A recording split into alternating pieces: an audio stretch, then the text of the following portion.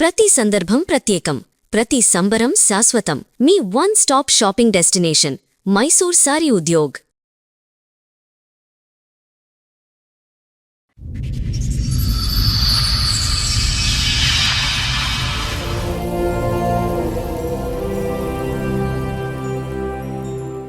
ఏంటండి సమస్య? మా పెద్ద అమ్మాయికి సంబంధించి చూసాను. వాళ్ళు కట్న కానుకలు ఇవ్వాలని అంటే లోన్ తీసుకోవడానికి బ్యాంక్ వెళ్తే మాకు సివిల్ స్కోర్ సరిపోదు అన్నారు మేడం గారు.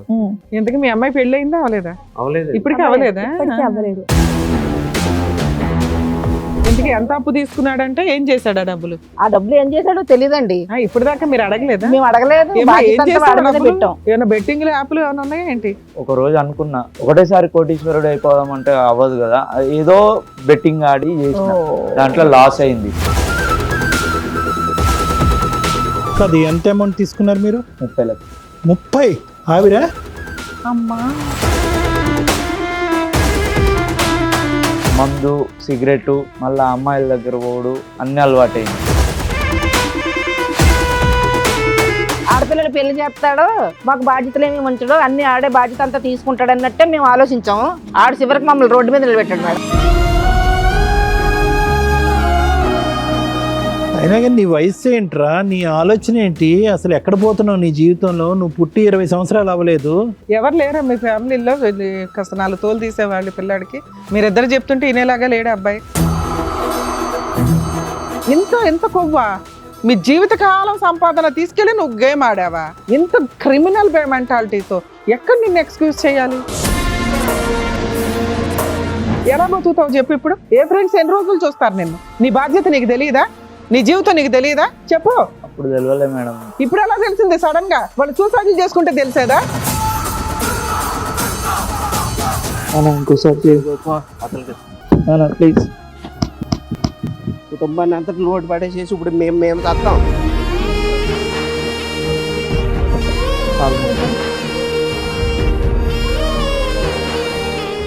నమస్తే. సుమన్ టీవీ సమర్పిస్తున్న పద్మవ్యూహం కార్యక్రమానికి స్వాగతం.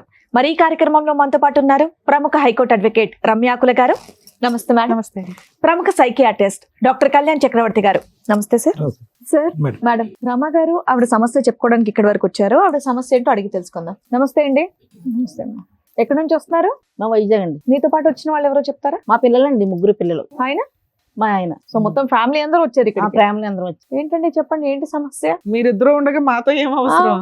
పొలం అయ్యి ఉంది, వ్యవసాయం చేసుకుంటాం. తర్వాత పిల్లలు కూడా చాలా చక్కగా చదివించి అల్లారుముద్దుగా చూసుకుంటున్నానండి. సూపర్. నేను మా మిసెస్ కూడా పొలం పని చేసుకుని వాళ్ళకి ఏది కావాల్సిన ప్రేమగా అన్ని ఏ లోటు లేకుండా బాగా చక్కగా చదివించి విద్యా బుద్ధులు అవి చక్కగా నేర్పించామండి. నేర్పించిన తర్వాత ఇంకా వాళ్ళకి పెళ్లిడికి వచ్చారు. చదువులన్నీ అయిపోయిన తర్వాత ఇంకా నెక్స్ట్ బాధ్యత మా బాబుతోటి, అరే సిస్టర్స్ పెళ్ళిళ్ళు చేద్దారా, పెళ్ళిళ్ళకి వచ్చేసారు కదా, అందులోకి మనకి మా తెలిసిన బంధువు ఒకరండి సంబంధాలు తీసుకొచ్చారు పాపలకి. ఇద్దరు అమ్మాయిలకినా ఒక అమ్మాయికి తెచ్చారా? అదే పెద్ద అమ్మాయి తీసుకొచ్చారండి. మీరు పెద్దమ్మ, మీరు చిన్న, ఇతను 3, ఇతను ఆఖరు. రైట్. సరే ఇలాగా సిస్టర్కి సంబంధం వచ్చిందని మా బాబుతో చెప్తే, ఎందుకంటే నా బాబు కూడా నాకు చాలా చేదోడు వాదోడుగా కుటుంబ ఫ్యామిలీ విషయాల్లో కూడా నాకన్నా ఎక్కువగా ఎదరికి తీసుకెళ్తూ ఉన్నాడు. చూసి తెలుస్తుందండి మీ ఫ్యామిలీ. ఇప్పటి వరకు అత్త కోడళ్ళు వచ్చారు, లవర్లు వచ్చారు, మొగుడు పిల్లలు విడిపోవడానికి వచ్చారు, కానీ ఒకే ఇంట్లో ఉండేటటువంటి ఒక ఫ్యామిలీ అంతా రావడం ఇదే ఫస్ట్ టైం అనుకుంటా. అవునండి. కొడుకుగానే కాకుండా తిన్న కూడా నాకు ఒక మా కుటుంబానికి ఒక తండ్రి లాగా బాధ్యతలు కూడా తీసుకుని. ఏంది ఇప్పుడు మీకు గొప్పలు చెప్పడానికి వచ్చారా ఇక్కడికి? అని మీకు గొప్పలు చెప్పడానికి వచ్చారా? అన్ని బాగానే ఉన్నాయి కదా. పాజిటివ్స్ చెప్తున్నారు, నెగిటివ్స్ ఏంటో చెప్పండి. ఇట్లా ఎదరికి వెళ్తుంటే తర్వాత సంబంధాలు ఆమెకి ఒక రోజు వెళ్ళి మా పెద్ద అమ్మాయికి సంబంధం చూసిన తర్వాత వాళ్ళు కట్న కానుకలు ఇవ్వాలని అంటే నేను అన్నాను మా బాబుతోటి, మా మిస్సెస్ తోటి, మన పొలం ఉన్నది కదా, పొలం ఆమెకు వచ్చే భాగంతో మనం పెళ్లి చేసేద్దారని అనుకున్నామండి. అనుకుంటే అప్పుడు మా బాబు అన్నాడు, పెళ్లి చేసి కట్నానికి మన భూమి ఇవ్వటం ఎందుకు డాడీ, నేను అదే మనం లోన్ పెట్టుకుని ఆ భూమి మీద తీసుకుంటే తర్వాత నాకు జాబ్ వచ్చిన తర్వాత అది నేను ఆ లోన్ క్లియర్ చేసేస్తానంటే ఇంకా అంతకన్నా మహాభాగ్యం ఏంటని, ఇంత ఆలోచన నాకు రాలేదని నేను చాలా ఆశ్చర్యపోయానండి మేడం గారు. తర్వాత Okay. ఈ మంచి సలహా ఇచ్చారు, చదువుకున్నాడు కదా. ఈ తర్వాత మా బంధువులు మా మిసెస్ తో చెప్తే ఇది కూడా పర్లేదు కదండి, మన భూమి మన దగ్గర ఉంటుంది, చిన్నప్పటి నుంచి కష్టపడి పొలం అంటే ఒక రిలేషన్ కింద చూసుకున్నాము, ఒక భాగస్వామి సరే కింద. ఇప్పుడు ఏంటి దాని మీద లోన్ తీసుకున్నారా? అది తీసుకోవడానికి మా బాబు అప్పుడు మనకు తెలియదు కదండి లోన్ విషయాలు అవన్నీ. బాబు ఏయ్, అది ఎలా పొలాలు తీసుకోవాలి కొనడం ఏంటి తెలీదు, అనేది లోన్లు బాబు తెలీదా? చెప్పాడండి. సరే మీ బాబు చెప్పాడు, మంచి ఆ. ఆలోచన. ఇంతకు లోన్ తీసుకున్నారా లేదా చెప్పండి లోన్ fast గా. వెళ్ళాం మేడం, లోన్ తీసుకోవడానికి బ్యాంక్ వెళ్తే మాకు సివిల్ స్కోర్ సరిపోదు అన్నారు మేడం గారు. తర్వాత మా బాబు కూడా సివిల్ స్కోర్ చూస్తేనే తనకి సరిపోద్ది అని అన్నారండి. అప్పుడు మా బాబు అన్నాడు, లేదు డాడీ, మా ఫ్రెండ్ ఉన్నారు, ఆ ఫ్రెండ్ని అతనికి సివిల్ స్కోర్ అయ్యి కరెక్ట్గానే ఉంటుందని తీసుకొచ్చారండి. చూస్తేనే అప్పుడు తనకి సివిల్ స్కోర్ అయిన బాగానే ఉందని చెప్పారండి. నాకు తెలియదు కదా, నేను బయటికి వెళ్ళలేదు. ఇంకేళ్ళో బ్యాంక్ వెళ్ళి సివిల్ స్కోర్ అయి సరిపోయిందని అన్నారండి. అయితే సరే అయితేనండి, మా బాబు ఏమన్నాడంటే, డాడీ ఇప్పుడు తన పేరున లోన్ తీసుకోవాలి కాబట్టి మన పేపర్లన్నీ ఆ బాబుకి ట్రాన్స్ఫర్ చేసి రిజిస్ట్రేషన్ చేసి ఇవ్వాలి అన్నారు. రిజిస్ట్రేషన్ చేస్తే ఆ అబ్బాయి లోన్ తీసి అప్పుడు అమౌంట్ ఇస్తాడు కదా అప్పు, తర్వాత అది నేను సో లోన్ కట్టుకుంటాను, ఆ తర్వాత ఇన్స్టాల్మెంట్ మీరు కడుతూ ఉంటారు, కడుతూ ఉంటాను లోన్ క్లియర్ అయినాక మళ్ళీ రిజిస్ట్రేషన్ చేస్తాడు అని అనుకున్నారు. అంతలో పెళ్లి కూడా అయిపోద్దని అంటే నమ్మమండి. నమ్మి ఎవరు మా నమ్మారు? మిస్సెస్ మీ కూడా అబ్బాయినా వాళ్ళ ఫ్రెండ్నా? ఈయన్నే నమ్మామండి. ఈయన్నే నమ్మారు. ఒపీనియన్ మేము అంగీకరించి కుటుంబ పరంగా అందరం కూర్చొని ఓకే ఇది బాగుందని మేము మీ agree. suspense పాడగాను. ఆ బాంబు ఏదో కొన్ని కొన్ని తొందరగా ఎంత రాసి ఇచ్చారు? ఎకరమా, అర ఎకరమా, పావు ఉన్న ఎకరమా? దాంట్లో ఎకరం మేడం ఓకే. రాసిస్తే తర్వాత ఇంకా సివిల్ మరి వాళ్ళేమో పెళ్లి కొడుకోళ్ళేమో మాకు ఫోన్లు చేసి మరి ముహూర్తాలు పెట్టుకున్నారండి, ముహూర్తాలు అయిపోతున్నాయి. ఎప్పుడు సార్, తర్వాత ఎన్ని సంవత్సరాల క్రితం స్టోరీ ఇది? 2.5 సంవత్సరాల క్రితం 2.5 years. ఓకే. లోన్ తీసుకోవాలని వీళ్ళు వెళ్ళారండి, సివిల్ స్కోర్ అయిన పేపర్స్ మాత్రం రిజిస్ట్రేషన్ అయిపోయింది మేడం. లోన్ విషయం తర్వాత మా అల్లుడి గారు ఫోన్ చేసి ముహూర్తాలు పెట్టించుకోవాలండి, మరి ఏంటంటే తర్వాత అటువైపు పెద్దలు కూడా మరి కట్న కానుకలు అవన్నీ ఇవ్వాలనుకుంటున్నారు, మరి పెళ్లి పెట్ల మీద లేకపోతే ముందు ఇచ్చేసిన మేము పెళ్లి కార్యక్రమాలు చేసుకోవాలని అంటే, మరి అప్పుడు బాబుని మా మిసెస్కి ఇలా చెప్పానండి. మరి వాళ్ళు ఇటు నుంచి ప్రెజర్ చేస్తున్నారు, ముందు డబ్బులు ఇచ్చేస్తే పెళ్లి కథా కార్యక్రమాలు నడిపించుకోవాలి కదా, డబ్బులు అడుగుతున్నారండి ఏంటని అడిగితే, అప్పుడు మా బాబుని అడిగితే మా బాబు అన్నాడండి, మా ఫ్రెండ్ ఫోన్ చేస్తున్నాను డాడీ, ఫోన్లు ఇచ్చేయట్లేదు, ఏమైంది అంటే మరి అలాగా టెన్షన్ పడుతున్నామండి. టెన్షన్ పడుతుంటే అప్పుడు మళ్ళీ మా బాబుని కంగారు పెట్టి మరి ఏంటి ఇలాగా టైం అయిపోతుంది, అలా రోజులు చూసామండి, వారాల తర్వాత నెలలు అయిపోతున్నాయి. మాకేమో ఒక టైం పక్కనేమో ఈ పెళ్లి టెన్షన్, ఓ పక్కనేమో ఈ డబ్బులు రాలేదు ఏంటని అంటే, సరే మా బాబుని పిలిచి మా మిసెస్ నేను ఏంటి మరి పోలీస్ కంప్లైంట్ ఇద్దారా ఏంటనంటే, లేదు డాడీ నేను మా ఫ్రెండ్ మంచోడు, నువ్వు కంగారు పడవద్దు, కేసు పెడితే మళ్ళీ పోలీసులు పెడితే ఇంకో రకంగా ఉంటుంది, ఒకసారి ఎత్తిదారి నాకు కొంచెం టైం ఇవ్వండి అని అడిగితే మేము అప్పటికే నమ్ముతానే ఉన్నాం మేడం గారు. తెలీదా మీకు? ఎంతో క్లోజ్ గా ఉంటాడు కదా, మాకు తెలియదండి. మా ఇంట్లోనే మా నుండి వచ్చేవారు వీడితో పాటు కానీ ఆడు పెరిగాడు. పెరిగారు. ఓకే. అప్పుడు వాళ్ళ ఇల్లు తెలుస్తుంది కదా, వాళ్ళ అమ్మా నాన్న వాళ్ళంతా తెలుస్తారుగా మీకు. ఆహా. అలాగా తర్వాత ఫస్ట్ ఒప్పుకోలేదండి. మాకు కంగారు వస్తే మరి ఏంటి అది ఇది అని తర్వాత వాకప్ చేస్తే, తర్వాత అతనేమో నేను మీ అబ్బాయికి కొంత అమౌంట్ ఇచ్చాను, దాని బదులు రిజిస్ట్రేషన్ చేయించాడు నాకు నాతో అన్నాడా? రిజిస్ట్రేషన్ అయిపోయింది, ఈ విషయం చెప్పొద్దని మీతో చెప్పారు అని అన్నారు. వాళ్ళకి పని అవ్వడం డాక్యుమెంట్స్ important ఏమో మొత్తం కాబట్టి. ఆయన దగ్గర ఉండిపోయినండి భూమి అంతానే. మరి అతనికి ఎలా లొంగాడు ఏంటో నేను అసలు నా కుటుంబంలో అసలు ఇంటి బాధ్యత అంతా వీడి మీద వీడి మీద పెట్టారండి. పెట్టేసామండి. ఈయన నమ్మేసి ఇంటి బాధ్యత అంతా వీడి మీద పెట్టారు ఆయన. ఈడు చేసిన కనకార్యం ఇది. ఇంతకీ మీ అమ్మాయి పెళ్లి అయిందా అవలేదా? అవ్వలేదు మేడం. అవలేదు. ఇప్పటికీ అవలేదా? ఇప్పటికీ అవ్వలేదు. అసలు ఆ తీసుకుందాం అనే టైంకే ఇలా చేశాడు. ఆ ఇప్పటికి పారిపోయాడు. డబ్బులు రాలేదు, ఆస్తి రాలేదు. ఇవన్నీ ఆస్తి పోయింది కదండి. అదేంటి మేము పోలీస్ స్టేషన్ కంప్లైంట్ ఇస్తే అప్పుడు అతను 2 రోజుల తర్వాత దొరికాడా? నెంబర్ లో పెట్టుకుని కొంచెం ప్రెజర్ పెట్టేటప్పటికి దొరికాడండి. దొరికితే పోలీసులు మమ్మల్ని రమ్మన్నారండి, మేము వెళ్ళాం. ఆ అబ్బాయి వచ్చాడండి. ఆ అబ్బాయి వచ్చిన తర్వాత ఇప్పుడు ఆయన చెప్పినట్టు ఏదండి కథ కార్యక్రమం నా ఇట్లా పేరున చీట్ చేసి రిజిస్ట్రేషన్ చేయించుకున్నాడు అని అన్నారు. అవునండి, డబ్బులు కూడా తీసుకున్నాడు ఇవ్వడు అని. వెళ్ళేటప్పటికి మాకు ఇంకా మేము నా మిసెస్ మా పిల్లలతోటి ఇంకా బోర్ నేర్చి ఏంటి ఇంతలాగా కొడుకు కానం మన కుటుంబానికి పెద్దలాగా తండ్రిలాగా నువ్వు ఇంత పెద్దవాడు మంచివాడు అని మేము నమ్మాము, మమ్మల్ని ఇలా ముంచేసావేంట్రా, ఆడపిల్ల పెళ్ళి అంటే ఎంత బరువు బాధ్యతలు, ఎంత చక్కగా మనం అత్తవారింటికి పంపాలి, సౌభాగ్యం పంపాలి, ఆడపడుచు ఉసురు మనకు తగలకూడదని మనం అనుకుంటే నువ్వేంటి ఇట్లా చేస్తావు అని అసలు అంటే మేము అదేమన్నానంటే ఊహించలేదండి అవన్నీ ముఖ్యం తల్లిదండ్రులు. కాదు నాకు, నా గురించి మీరు ఎప్పుడు ఆలోచించలేదు. నా గురించి ఆ ఆడపిల్లలు అన్నారు ఎప్పుడూను, నా గురించి అంటూ మీరు ఏం ఆలోచించలేదు. అంతా వాళ్ళ మీద బలువు భారం వేసినట్టుగా మీరు ఇంతకీ మాట్లాడారు. ఎంత అప్పు తీసుకున్నాడంటే ఏం చేశాడు ఆ డబ్బులు? ఆ డబ్బులు ఏం చేశాడో తెలియదండి. ఇప్పుడు దాకా మీరు అడగలేదా? మేము అడగలేదు, ఏమ్మా, బాధ్యత ఏం అంతా చేశాడు వాడి మీద డబ్బులు? పెట్టాం. ఏం పేరు బాబు ఏమైనా నీది? బెట్టింగ్ యాప్లు ఏం పేరు? ఏంటి? సూర్య. ఏమైంది డబ్బు? ఎంత అప్పు తీసుకున్నావు? అంటే నైట్ ఒక రోజు అనుకున్నా, మనం ఏంది, మన పరిస్థితి ఏంది, ఎప్పుడు ఇదే జాబ్ చేసి ఇళ్ళకే పైసలు పెట్టుడా, మీ నాన్న ఒకటేసారి అరగంట పొగిడాడు నిన్ను. సరే, ఒకటేసారి కోటీశ్వరుడు అయిపోదాం అంటే అవ్వదు కదా. ఏదో బెట్టింగ్ ఆడి అది ఆడి ఇది ఆడి చేసిన, ఆ దాంట్లో betting లాస్ ఆటలు. అయింది. సూపర్. మందు, సిగరెట్, మళ్ళా అమ్మాయిల దగ్గర పోడు, అన్ని అలవాటైనాయి. అన్ని బుద్ధిమంతుల్లో చెప్తున్నా లిస్ట్. అన్ని ముందు అలవాటై బుద్ధిమంతుడుగానే అప్పులు ఉండేవాడు, పాలై తర్వాత అలా అది తయారయ్యాడు. చేస్తే కాదు, ల్యాండ్ మీద లోన్ తీసుకున్నావా? ల్యాండ్ మీద లోన్ తీసుకున్న ఫ్రెండ్ పేరు మీద కాదు, ఎంత అమౌంట్ తీసుకున్నారు మీరు? 30 లక్షలు. 30?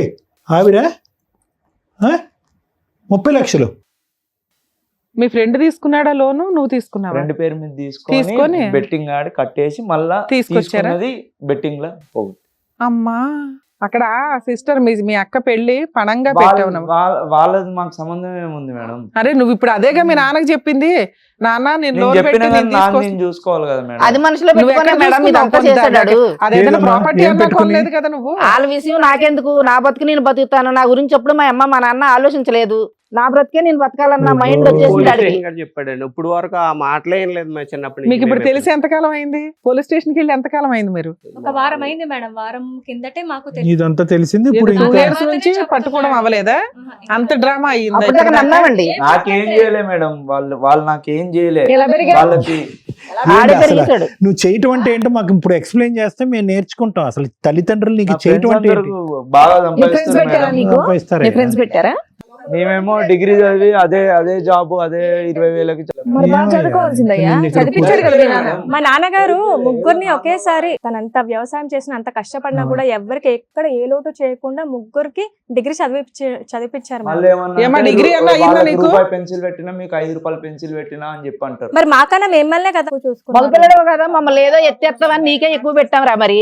నిజంగా వాళ్ళ మీద ఉన్న కసి కోపంతో చేసావా, లేదంటే బెట్టింగ్ ద్వారా తొందరగా రిచ్ అయిపోయి వీళ్ళందరికీ ఏదైనా గిఫ్ట్ ఇవ్వాలి అనేటటువంటి ఉద్దేశంతో చేసావా? అట్లా అనుకున్నా సార్, సేమ్ సెకండ్ పాయింట్ అన్నారు. అయ్యి, ఇప్పుడు అట్లా దాకా నా అనుకున్నా. స్వార్థం కానీ అన్నావు, వెంటనే ప్లేట్ ఫిరాయిస్తున్నావు. నాకు మైండ్ లో ఒక పురుగు మిసిలినట్టు అయింది. ఏం చేయాలనిపిస్తే అది చేస్తావు ఏం అంతేనా? చేస్తావా? ఇప్పుడు మమ్మల్ని అందరూ అప్పుడు ముంచేస్తావా? మందు తాగి చావనా? సిగరెట్ చావాలన్నా? తాగి ఆ అలవాటు ఉండి అట్లా సరే, అయిపోయి రిచ్ అసలు మీ నాన్న గసరుకోవడం 90% మంది ఆన్లైన్ బెట్టింగ్ ఆడేటటువంటి వాళ్ళు రోజుకి నా దగ్గర ఒక 20-30 మంది వస్తారు. ఈ ఆన్లైన్ బెట్టింగ్ వాళ్ళే 50,000 నుంచి 50 కోట్ల వరకు పోగొట్టుకున్న వాళ్ళు వస్తారు. అందరూ ఆలోచనలో ఒక మంచి ఆలోచన ఉంటుంది. అది ఫైనల్గా వాళ్ళు కొంప కొల్లేరు చేస్తుంది, అది వేరే విషయం. ఏంటి ఆలోచన? అప్పులు తీసేయాలి, పేదరికంలో బయటపడాలి, దెబ్బకి రిచ్ అయిపోవాలి, ఫ్యామిలీని సుఖపెట్టాలి, ఎక్కడ ఓడిపోయాం అక్కడ గెలాలని. కానీ నీ దాంట్లో ఆ యాంగిల్ కనిపించట్లేదేంటి? నీ దాంట్లో సిస్టర్స్ కి ఇచ్చేటటువంటి సుఖం వాళ్ళకి ఎక్కువ పనిచేస్తున్నాడు మా నాన్న, కాబట్టి ఇది ముందస్తునే నేను తాకట్టు పెట్టి అప్పు చేయాలని చెప్పి స్వార్థం కనిపిస్తుంది ఏంటి? అదే సార్ ఆడు చేసింది అదే. నాకు ఉండాలి కదా సార్. కాదు నాన్న, నీకంటే వాళ్ళకి వాళ్ళిద్దరికంటే కూడా అంత నిన్నే బాగా నేనేం చూసుకున్నారంట చేసుకోవాలి కదా. ఎవరి వాట వాళ్ళది కదమ్మా, మొత్తం నీకే కావాలనుకోవడం కూడా తప్పు కదా. అయినా కానీ నీ వయసు ఏంట్రా, నీ ఆలోచన ఏంటి, అసలు ఎక్కడ పోతున్నావు నీ జీవితంలో? నువ్వు పుట్టి 20 సంవత్సరాలు అవ్వలేదు. ఎవరు లేరా మీ ఫ్యామిలీలో కాస్త 4 తోలు తీసేవాళ్ళు పిల్లాడికి? మీరిద్దరు చెప్తుంటే ఇనేలాగా లేడు అబ్బాయి. అలవాటు అయిపోయింది నరాల్లో అంతే, betting చిన్నప్పటి అనేది. నుంచి అలాగే నమ్మించి ద్రోహం చేశాడండి వీడు. అరే Friends 1 వీక్ తోటి దాకా మీ జట్లు అబ్బాయిని మీరు పట్టి కనిపెట్టలేకపోయారంటే పాడైపోతాడని తెలియదు మేడం గారు. అప్పటి వరకు మా దగ్గర బాగా మంచిగా నటించాడు. మేము ఎంతో మా ఈ ఊర్లో వాళ్ళందరూ కలిపి హీరో అని కోరండి. కృష్ణ గారు, ఒకటి, ఎవడండి నమ్మించి మోసం చేసింది? ఎదురింటోడా, పక్కింటోడా, కొడుకు. పైంటోడా?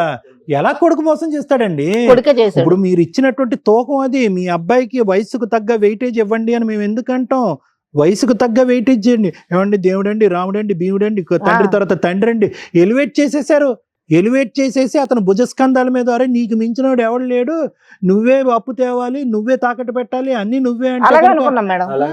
అలానే వాళ్ళు నమ్మించి వాళ్ళు చేసేది. ముంచి వరకు మనకు తెలియదు మేడం. ఆడపిల్లలు పెళ్లి చేస్తాడు, మాకు బాధ్యతలు ఏమి ఉంచడు, అన్ని ఆడే బాధ్యత అంతా తీసుకుంటాడు అన్నట్టే మేము ఆలోచించాము. ఆడు చివరికి మమ్మల్ని రోడ్డు మీద నిలబెట్టాడు కాదు మేడం. నాన్న, ఇప్పుడు మీ నాన్నగారు ఇందాక మాట్లాడింది ఏంటి, ఎవరి వాటా వాళ్ళకని, ఆ అమ్మాయి వాటా కదా పెళ్లికి అమ్ముదాం అనుకున్నది, అనుకున్నా మేడం, కానీ అది కూడా నువ్వే అవ్వలేదు. కొట్టేయాలనుకున్నావా? టూ మచ్ గా సరే అనిపించింది. ఇంతేనా, ఇంకేమైనా ఉందా? ఇక్కడికి ఎందుకు ఎందుకు వచ్చారు? వచ్చారు? అదే మాకు ఇంత కష్టాలు. ఇప్పుడు అమ్మాయి పెళ్లిళ్ళు చేయలేండి, 2 అమ్మాయిలు ఉన్నారు సార్. తర్వాత పొలం కావాలని ఈయన్ని కొంచెం అడుగుతున్నాను. ఈ ఆ పొలం చేసిన- కావాలా లేకుంటే అమ్మాయిల పెళ్లి పొలం నీ చేయాలా? పేరు పొలం ఉందా? లేదా? లేదు, లేదు ఆ మేడం, betting లో మొత్తం పోయిందని ఇంకా. చెప్పి అంటున్నా. సరే ఇంకా మొత్తం మిగతా పొలం. ఏదో ఉంది కదా, ఇంకే- దాంతో ఆ పిల్ల పెళ్లి చేయిపోయారా? ఎంత ఉంది లేదండి, కృష్ణ మేము గారు? కౌలు చేసి సొంతది అయితే ఎకరం మేడం. అది ఎకరమే మొత్తం పేపర్లు ఇచ్చేసి అన్నాం కదా మేడం గారు. ఉన్నది ఒక ఎకరం, పేపర్లు మిగతాది మీరు కౌలు చేస్తూ పేపర్లు ఉండేవాళ్ళ. పట్టిపోయి ఇలా చేస్తాడండి. సున్నా ఇప్పుడైతే సున్నా. సున్నా చేస్తాడు, ఇప్పుడు జీరో ఇంకా చేస్తాడండి. ఏమీ లేదు మేడం గారు. మళ్ళీ కష్టార్జితంతో ఏ. మీకు ఇల్లు గడవాలి, ఇప్పుడు ఏదైనా రెండు కానీ అమ్మాయి కౌలు ఉన్నది. చేసుకొని. సొంత ఇల్లు కాబట్టి రెంట్ లేదు కాబట్టి ఇలాగన్నా ఇలా బ్రతకగలుగుతున్నాం మేము. బతుకుతున్నాం. అమ్మ ఇప్పుడు ఒకటి ఇక్కడ చాలా సర్వసహజంగా కనిపించేటటువంటి ఒక సినారియోని మన టీం వాళ్ళు ఈరోజు ఇక్కడ తీసుకురావటం అనేది జరిగింది. నిజంగా చెప్తున్నానమ్మా, చాలా గుండె భారంగా చెప్తున్నాను. ఇది ఆల్మోస్ట్ ఇంటింటి రామాయణం అయింది. ఈ బెట్టింగ్ కానీ, ఈ గ్యాంబ్లింగ్లు కానీ, ఆస్తులు పోగొట్టుకోవటం కానీ, అందరు శూన్యంలోకి వెళ్ళిపోవటం అనేటటువంటిది ఎటొచ్చి ఇక్కడ 5 రూపాయలు అయితే అక్కడ 10 రూపాయలు, అక్కడ 10 రూపాయలు అయితే ఇంకో చోట 100 రూపాయలు. ఇల్లులన్నీ కూడా దహనం అయిపోతున్నాయి ఈ బెట్టింగ్ గ్యాంబ్లింగ్ వల్ల. ఒక్క నిమిషం మేడం ప్లీజ్.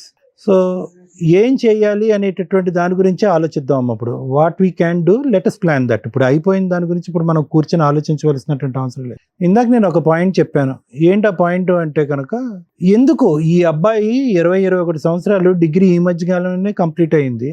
అసలు ఆ అబ్బాయికి అసలు ఆలోచన ఎలా వచ్చింది? అప్పటి వరకు తెలియనటువంటి అబ్బాయిలో ఒక కొత్త రంగు కనిపించిందండి, ఒక కొత్త వ్యవహారం కలిగిందండి, కన్నింగ్ యాటిట్యూడ్ అని చెప్పి ఏదైతే కనుక 1 సంవత్సరం క్రితం ఎప్పుడో what ever the time range, ఆ టైం రేంజ్లో మీరు కొనయాడినటువంటి ఒక వ్యక్తిని ఈరోజు దుర్మార్గుడు, దుష్టుడు, పాపాత్ముడు అని అంటున్నారు. కానీ ఆ ఆలోచన రావటానికి కారణం ఏంటి?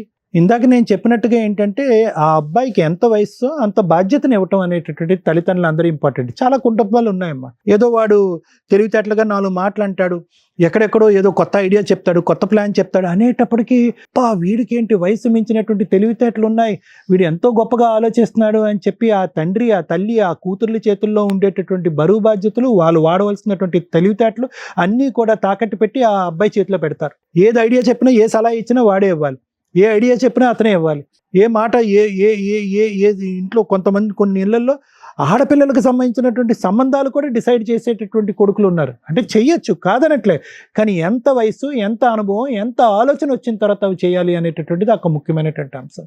ఎంత వయసు అబ్బాయికి? 20 years. ఆ అబ్బాయి ఆల్రెడీ మీ ఇంట్లోనే పెరిగినటువంటి ఒక అబ్బాయి యొక్క సిబిల్ స్కోర్ బాగుంది అని చెప్పి అతను డిసైడ్ చేసేది అతనే, తాకట్టు పెట్టించేది అతనే, అప్పు తెమ్మంది అతనే. మనం ఏమీ వేరే బోర్డ్స్ చూడలేదు, ఏం లేదు. అంత గుడ్డి నమ్మకం ఉండకూడదమ్మా. కొడుకే కదా అని నమ్మామండి. కొడుకు కరెక్టేనమ్మా, కానీ కొడుకున్న అనుభవం ఏంటి, ఆలోచన ఏంటి, వ్యక్తిత్వం ఏంటి అన్నది కూడా అదే ఆలోచించాలి. మేము కొడుకు చేసిన తప్పు. కొడుకు అంటే ప్రేమ ఉండొచ్చు, కాదనట్లేదు, చదువుకున్నాడండి, కాదనట్లేదు, కానీ వయస్సు, ఆ అబ్బాయిలో ఉండేటటువంటి ఆ అడ్వెంచరస్ యాటిట్యూడ్, ఆ హార్మోన్స్ ఎక్కడ పోతాయి? తక్కువ సమయంలో అందులో ఎక్కేయాలి, తక్కువ సమయంలో ఎక్కడికో వెళ్ళిపోవాలి అనేటటువంటి ఆ ఉరుకులాట సహజ సిద్ధంగా ఆ వయసులో ఉండేటటువంటి దానికే ఆ అబ్బాయి ఉంది.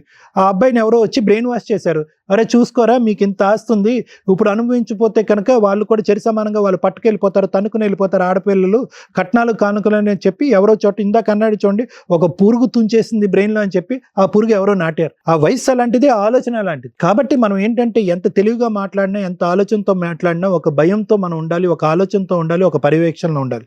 ఇది నెంబర్ 1. నెంబర్ 2, ఓకే జరిగిపోయింది, ఎందుకు జరిగింది? సూర్య, ఇప్పటికి కూడా నువ్వు ఇక్కడికి వచ్చి కూర్చుని అలా మాట్లాడటం అనేటటువంటిది కరెక్ట్ కాదు నాన్న. ఈరోజు చేతులు కాలిపోయినాయి, మొత్తం అంతా కూడా ఇల్లంతా కూడా శూన్యం అయిపోయింది. మీకేం 10 ఎకరాలు ఉంటే 1 ఎకరం పోలేదు. ఇందాక నేను అన్నాను కదా, 50,000 నుంచి 50 కోట్ల వరకు బెట్టింగ్ గ్యాంబ్లింగ్లో పోగొట్టుకుంది. నీవు పోగొట్టుకుంది 30 లక్షలు, తాగుడికి సిగరెట్లకి 30 లక్షలు అయిపోద్దని నేను అనుకోలేదు. వేసావు పందెం మీద పందెం వేసావు, ఎక్కడ పోగొట్టుకోవాలో అక్కడ సంపాదించాలనుకున్నావు.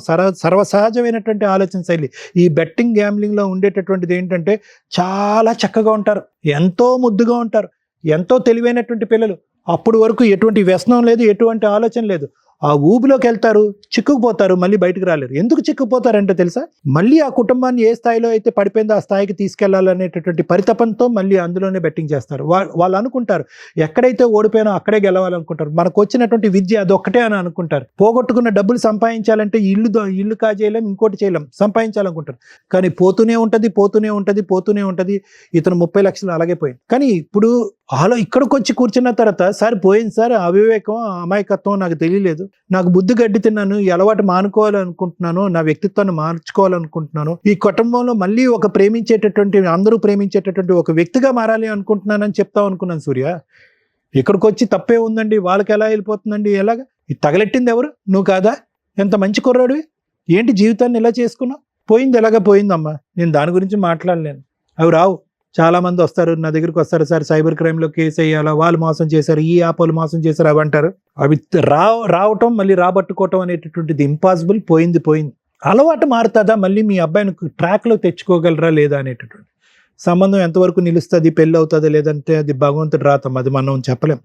ఎందుకంటే కనుక ఈరోజు ఇంత నష్టం జరిగింది కాబట్టి ఈరోజు వ్యసనం నుంచి సూర్య బారిన పడకుండా బయటపడ్డాడు అని అనుకోవటానికి కూడా లేదు. ఎందుకంటే ఆ వ్యసనం అలాంటిది. ఇక్కడ సూర్య తప్పు ఉంది అని నేను అనట్లే, ఆ వ్యసనం అలాంటిది.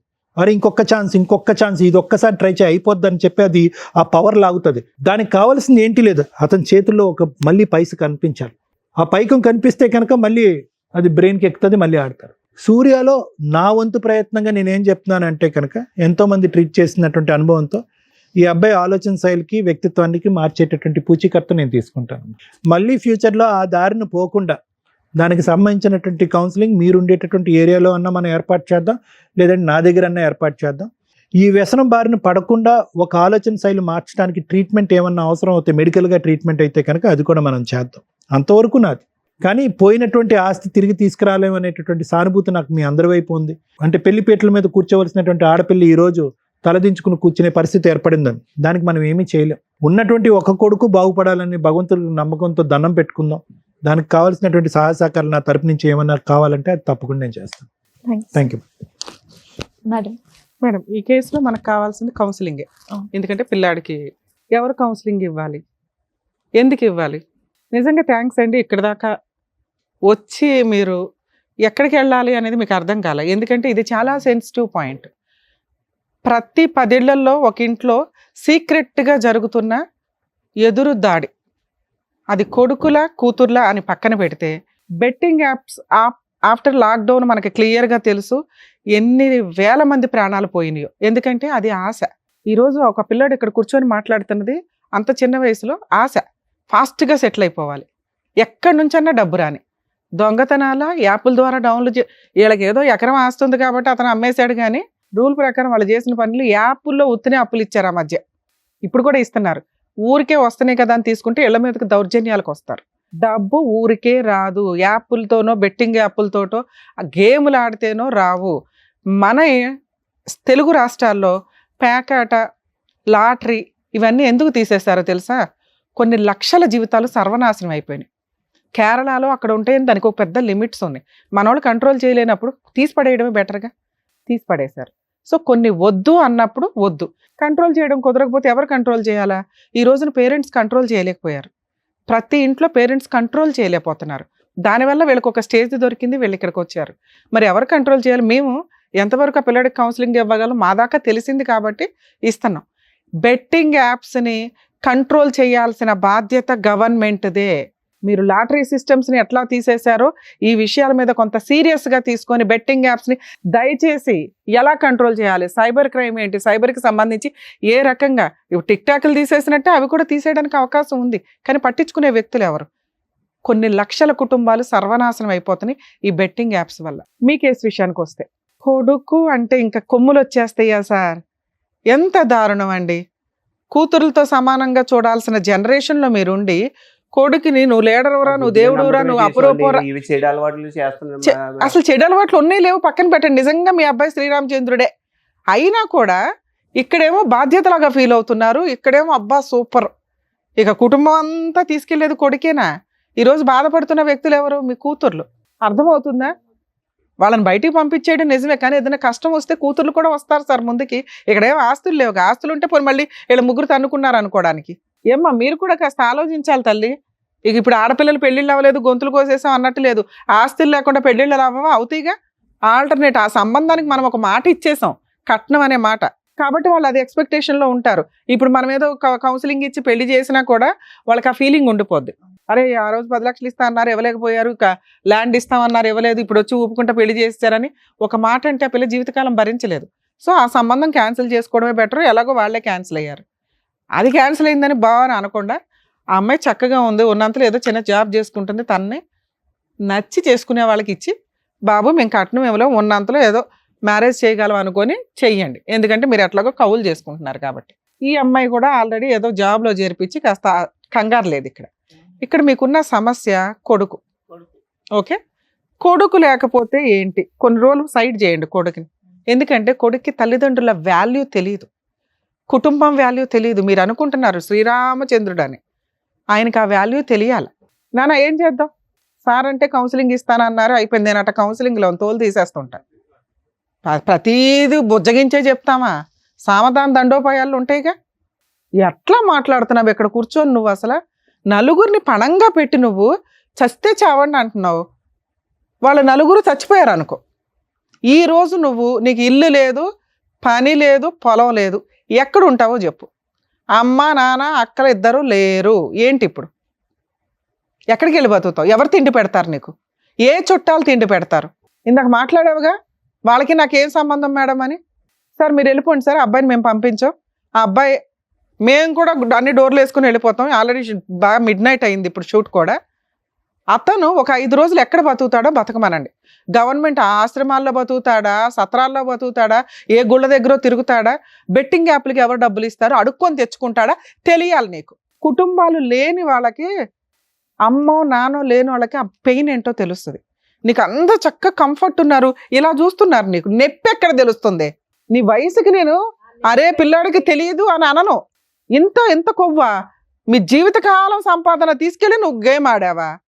ఇంత క్రిమినల్ మెంటాలిటీతో ఎక్కడ నిన్ను ఎక్స్క్యూజ్ చేయాలి?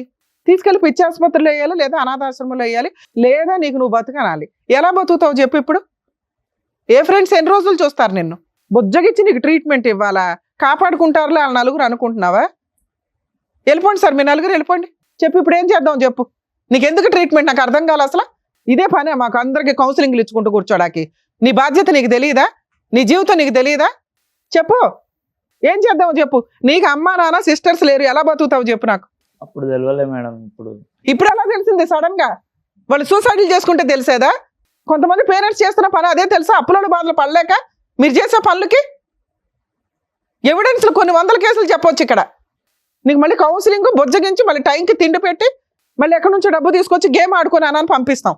చీడ పురుగుల కింద లెక్క ఇలాంటి ఆలోచనలు ఉన్న వ్యక్తులు. ఓ మంచి సంబంధం రాదు, ఒక మంచి కుటుంబం రాదు, ఒక మంచి అమ్మాయి రాదు. అర్థమవుతుందా? ఉంచండి సార్ కొన్ని రోజులు గవర్నమెంట్ హాస్పిటల్లోనో హాస్టల్స్లోనో ఉంచి అతను బతకమనండి. మీరు ఇంటికి ఎంటర్టైన్ చేయాల్సిన అవసరం లేదు. వాళ్ళు వచ్చి బట్టలు పట్టుకుని వెళ్తాడు. మీ ఫ్రెండ్ దగ్గర ఉండమ్మా, కొన్ని రోజులు ఉండనివ్వండి సార్. ఇప్పుడు దేశదిమ్మరగా తిరిగితే కొంతమందికి ఒకప్పుడు బాధ్యతలు తెలిసేవాట. ఇప్పుడు రెస్పాన్సిబిలిటీస్ గా అరే బతకాలంటే కుటుంబం కావాలని తెలుస్తుంది వాళ్ళకి. అర్థమవుతుందా? చెప్పు ఏం చేయమంటావు చెప్పు. ఇంకోసారి వెళ్ళను మేడం బెట్టింగ్. అరే ఇప్పుడు అయిపోయిన 30 లక్షలు ఎక్కడి నుంచి తీసుకొద్దాం? నీ చెడు లక్షలు పెద్ద వరుసగా లిస్ట్ వేసి చెప్పావు ఇందాక. ఎంత క్రైమ్ చేసావో తెలుసా? ఒక ప్లాన్ వేసి, ఒక రిజిస్ట్రేషన్ చేసి, ఇన్ని చేసావు నువ్వు. ఎంతకంటే లాస్ట్ ఆప్షన్ దొరకదమ్మా. మేమంటే ఏదో కూర్చొని కౌన్సిలింగ్లు ఇస్తామని చెప్తున్నాం కానీ అందరికి ఇట్లాంటి ఆప్షన్ దొరకదు. కానీ నీ అదృష్టం బాగుండి వాళ్ళు ఏదో ఎత్తుక్కొని ఇక్కడ దాకా వచ్చారు. అతనికి కుటుంబాన్ని రోడ్డు మీద అడిగేసి మాట్లాడక ఇంకా ఇంకోసారి ప్లీజ్ కుటుంబాన్ని అంతా రోడ్డు పడేసేసి ఇప్పుడు మేము సత్తాం. మేమేం చేయని చెప్పు. ఇప్పుడు నువ్వు పట్టుకోవాల్సింది మీ అక్క కావాలి నాన్న. అమ్మ నాన్న ఏముంది కడుపులో పెట్టుకుంటారు. పిల్లలు ఎంత తప్పులు చేసినా ఆ అమ్మాయి జీవితం మీద కొట్టావు కదా నువ్వు. రేపు వదిన ఏ సంబంధం వస్తుంది? చెప్పాల్సిన నువ్వు బయటే ఉండాలి.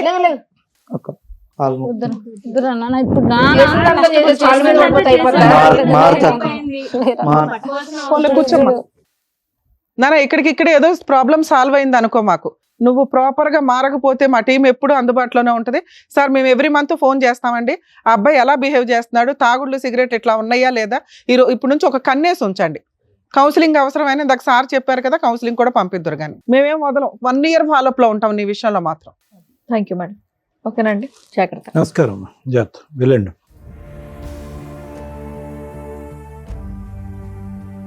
Thank you so much sir. Thank you so much madam. మరో కథతో మళ్ళీ కలుద్దాం.